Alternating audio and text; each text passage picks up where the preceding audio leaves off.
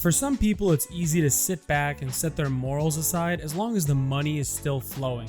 The real problems start when that well runs dry, and that's what we're seeing with Disney and Marvel right now. It seems like there's a lot of internal conflict behind the scenes about how to handle losing hundreds of millions of dollars when they used to make billions. You've got some people who are starting to think about ways to turn this thing around, and then you've got the idiots who see the empty lifeboat just sitting there and decide to still go down with the ship. Special Officer Goofy reporting. On one hand, you have people claiming Bob Iger is going to focus on male characters now, since in their minds fans hate movies with women.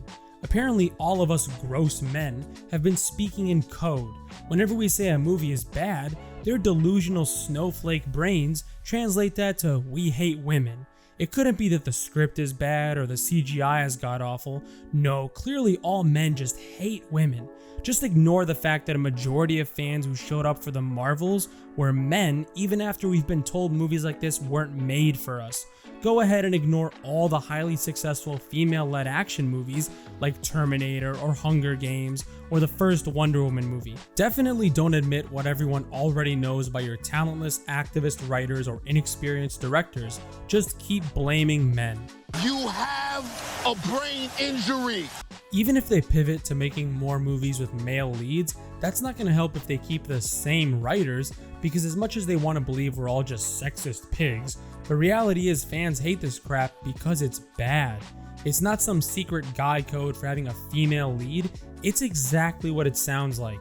Shang-Chi, Quantumania, and Multiverse of Madness all had male heroes as leads, and they were all piles of shit.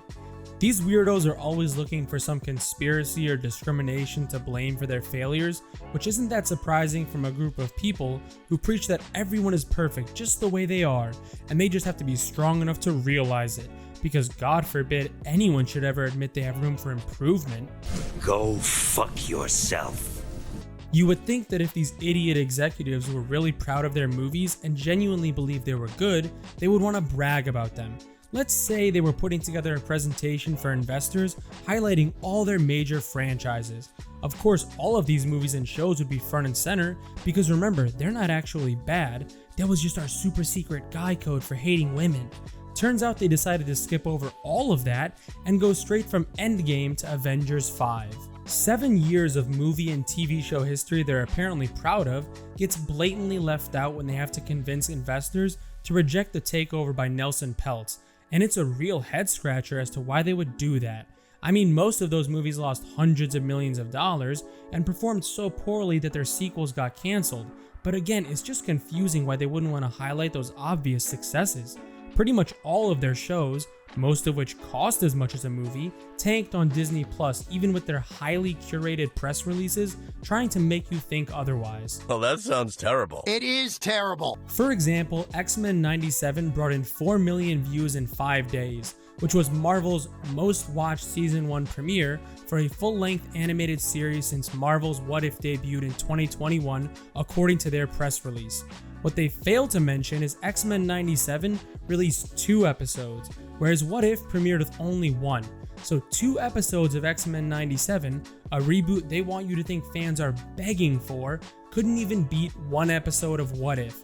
They also go out of their way to exclude shows like Star Wars Visions and I Am Groot from the count, which is like saying, yeah, I haven't had a drop of alcohol over the last 5 years, except for that 6-pack I drank last month. Oh, and that bottle of whiskey I downed last night?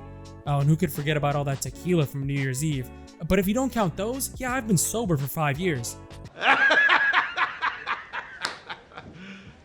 You serious? Clearly, there's a lot of conflict behind the scenes about how to move forward, and as far as who's winning, well, let's just take a look at what we've got coming out. X-Men 97, a show that was heavily influenced by the gay showrunner's life experiences by his own admission, has already been virtue signaled to hell with all these ridiculous changes to existing characters and weird hints at stuff that definitely has nothing to do with the fact that the showrunner is gay. Soon after, a rumor came out saying that Marvel would go down the nonsense Mantle route and replace Sentry and the Thunderbolts with a more diverse character by the end, we get this absolute gem from Marvel Comics. It's obviously a coincidence because we know for a fact they never rush out a character in the comics to push them into the MCU. Just look at Miss Marvel and Ironheart, who both have such a long and historic comic book history. Then you have their plan for the Fantastic Four and X-Men, who are apparently the future of the MCU in their eyes. If that's the case, it shows they've learned absolutely nothing from their mistakes. The X-Men news has been circulating for a while, so it is possible things have changed, but considering what's going on with X-Men 97 and the recent news about Fantastic Four, it seems unlikely any of these plans have changed. Even if they know for a fact, fans won't give two shits about this garbage. Hey, jump off a boat and let the boat leave. Starve in the ocean or get eaten by sharks. Clearly the wrong people are winning behind the scenes, and while we got some small victories, the overall plan still remains the same. The priority is and always will be pushing their agenda, regardless of how much fans reject it, and they'll blame all of us for not being sophisticated enough to enjoy their high art instead of daring to admit they've ever been wrong or made a mistake. I for one will enjoy watching them run this thing into the ground, leading to entire classes being taught about how these morons turned a multi-billion-dollar franchise into a burning wasteland of failure.